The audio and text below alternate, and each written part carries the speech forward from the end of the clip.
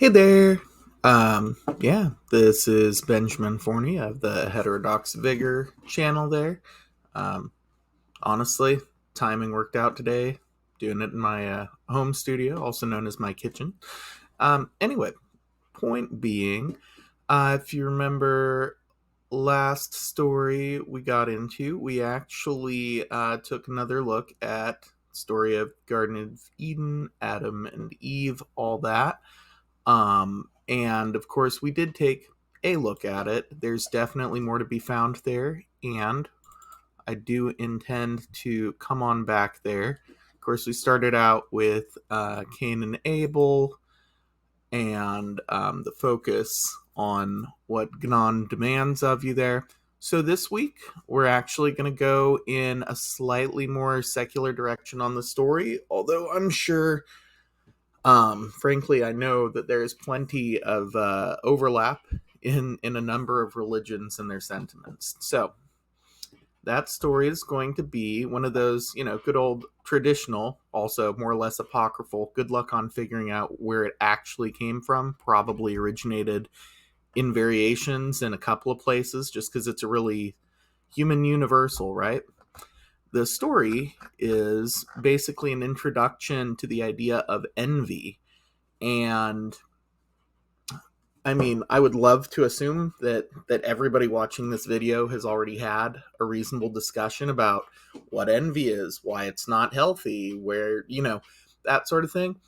But I know some of you haven't, and some of you might just want to hear another take on it, and I am happy to provide that. Because I am particularly disgusted by envy as far as things that humans do.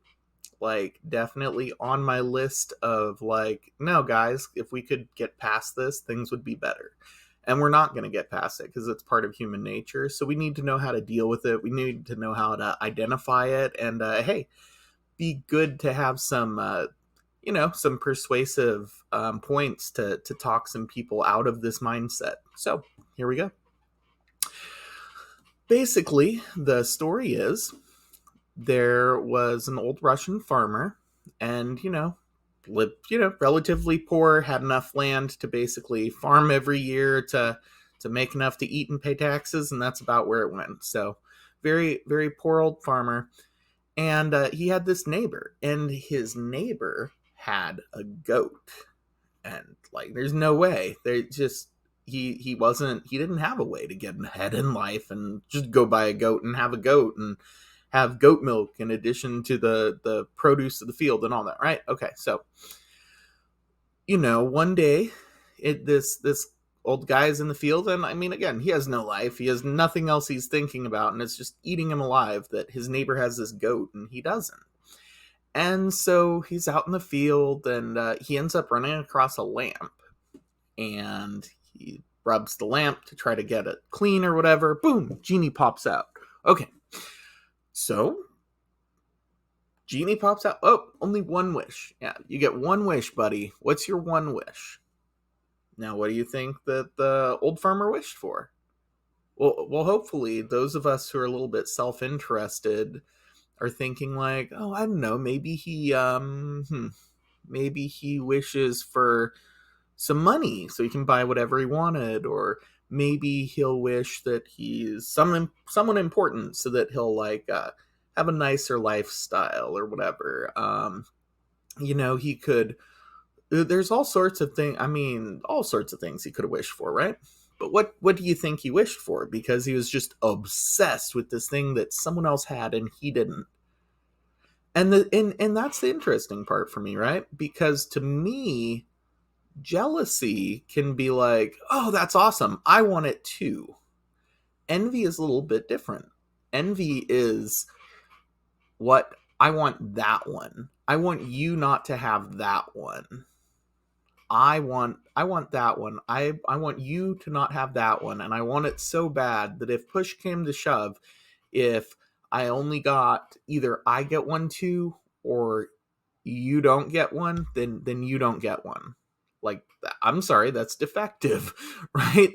Where you're, that smacks of, in game theory, you talk about punishment, which is where you take on a cost to yourself in order to inflict a cost on someone else. And normally, if you were taking a greater advantage in a narrow sense and just taking advantage of them, taking, you know, less of you're offering them less than you're taking from them, then we're going to consider that sort of an abusive situation. But no, this is flipped to where it's this person is willing to punish, is willing to pass up their own reward in order to inflict cost upon the person that they're obsessed with, because they're so obsessed with that person and what that person has, right? So in the story, it's like, hey, what do you think you wished for? And, depending on who you're talking to, you might get some creative answers, but the answer, the obvious answer, the like, oh, I can't believe it's that stupid answer. He wished for his neighbor's goat to die.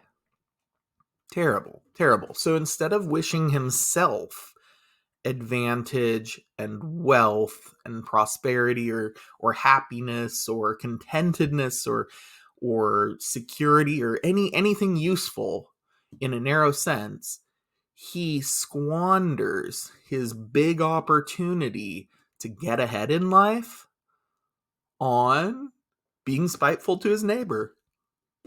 And not even in a way that profits him, right? Not really. Like, oh, psychic profit. Yeah, no. Means that you have a misaligned brain compared to your interests. That's what that means. If you can get so much psychic profit, and I say that as a gamer, I say that as someone that regularly engages in playing a game, because like that's how I unwind. That's what I do with my time to amuse myself. I prefer a more active use of my brain rather than just staring at a screen, whatever, right? But that's the point, is that when I play video games, I don't say, oh look, there's another field that got plowed, right? That's not what's going on. Like it's very much of a different nature of activity, right? Okay. So the problem was not in a narrow sense that, oh well, he just made the choice unwisely. And no. He literally chose as to forego gain, benefit, building for the future, and instead directly applied it to tearing down his neighbor. Okay? And that's really the sticking point for me. Because again, like, if he had wished for a box that he could stare into and see wonderful, marvelous patterns of pretty color anytime he wanted to, and when he wasn't plowing his field and he had nothing better to do with his pointless life, then he could look into the box and see what's going on and have a cool show. Even that would be an upgrade from what he did, because he got nothing for himself. He literally just went out to spite the other guy. And that's the destruction of envy, is that instead of looking, a con man will absolutely look to at least figure out how he can make you feel good about the fact that you're giving him his money and you're getting nothing from it. Like this guy is the opposite. He literally is just like, just all reason out the window. I must get the no. Anyway, so now that we're probably deep enough into that story mindset, like, no, that's it's disgusting. It's terrible, and to the extent that we run our society that way, we're gonna have problems. So all of these eat the rich, no, like, I totally get, the people who are like, oh, we need a wealth tax. Well, I mean, I understand why you think that. They're going to find good ways to hide it. Probably should do a land value tax instead for all sorts of reasons. But no, I mean, I understand, but that's also why I personally support a universal basic income as a replacement for a number of programs, because I think that push come to shove, um, you can tell all the fancy stories you want, but people want what they want, not what you want to give them, right? And so if what you're actually trying to do is placate them when they're making, demands and complaints, you might have to listen to their demands and complaints, or you could provide them with dollars and let them use the market to have their needs met instead of trying to make the government cater to their demands and complaints. Anyways, nice aside of there. No, so let's bring it back though. That story is like I said, useful to me because it emphasizes the utter lack of benefit from engaging in envy. Like, don't get me wrong, envy might spur you on to other types of thinking that might actually give you a goal worth aligning your actions with. Envy ain't it. Envy isn't it. It's going to be a distraction. And at the end of the day, like, it might not feel like you're being handed little lamps with genies in them, because you're not, but you're being handed opportunities. And if, to the extent that you're willing to take those opportunities and you're willing to use them up to spite other people, doesn't have to be one nemesis in your life, but it's like every time it's like you have an opportunity, but instead of using it to get yourself ahead, you use it in be spiteful towards someone else. No. Like, that's not how to get ahead. That's not how to get you what you want in your life. So,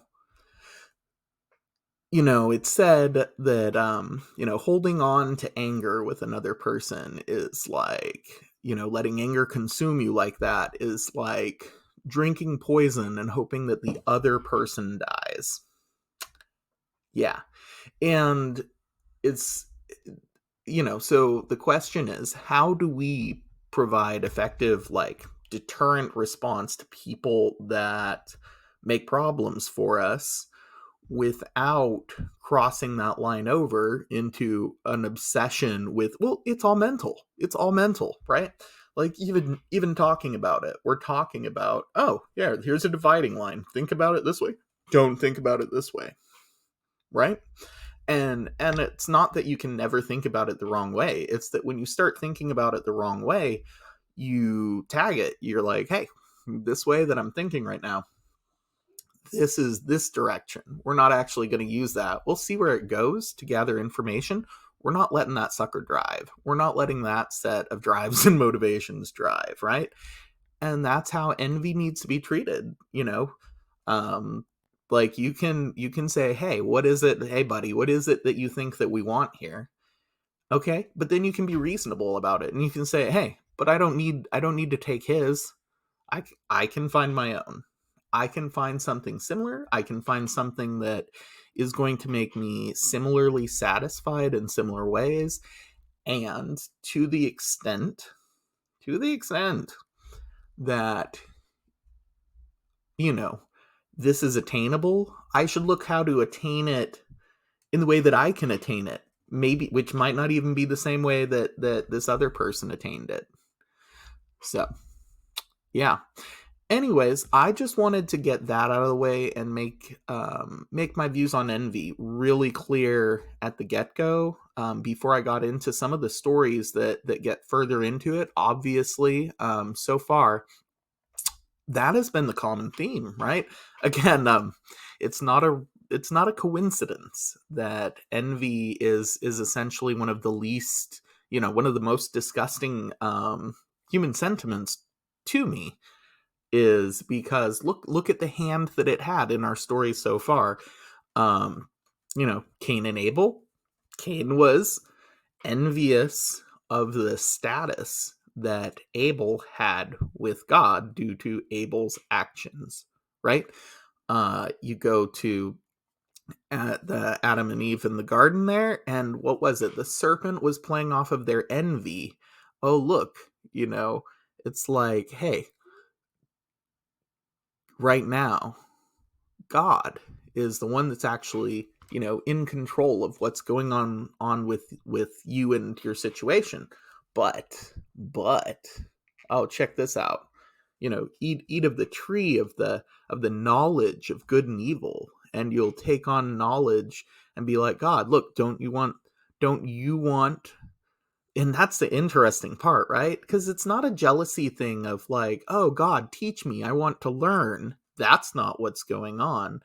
In a way, they're trying to get at the secret knowledge that would let them be on the same level as God, like God. Well, what is it that they're envying in this case? They're envying the status of being the one in charge.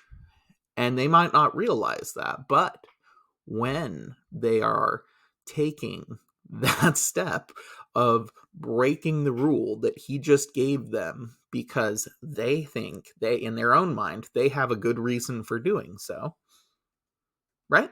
And that's the thing, is that at the end of the day, it is a religious story, and it is this story of control, in the sense that, well, yeah, of course, the people in charge are going to want to tell you bad things will happen when you don't follow the rules.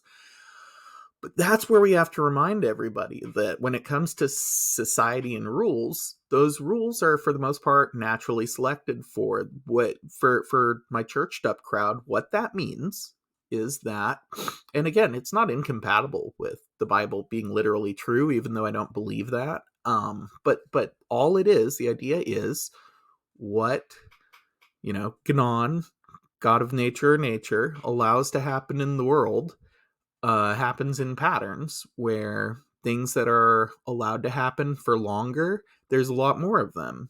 And things that are allowed to happen for not very long, there's a lot less of them, because there's less opportunity in the universe, right? And at the end of the day, that is what we're trying to mine out of the universe in a special way, is opportunity. It is what, to the extent that you believe God intentionally created the universe, he intentionally created these flashes of opportunity that could be seized upon, and can go a certain way in the way of being, however you wish to frame that. It's a really big, really round, really, it's an idea pregnant with potential. So, yep. To wrap that up, I actually am planning on making the next video today. We'll see if we get around to that. And yeah, I know my hair is crazy, and I'm not gonna pretend to care. But yeah, no, like I said, and it's funny because, again, a lot of the stories that I'm using here are biblical, but I really think that traditional story really kind of hits the nail on the head. It's like, hey, you have an opportunity in life. What are you going to use it for? You know what? I'd like my neighbor's goat to die. Yeah. I mean, I'm really hoping that if anybody is still listened for 18 minutes and thinks that was a life affirming, like life completing, help you be happy answer, then I mean, I'm sorry I can't help you. Catch you guys later.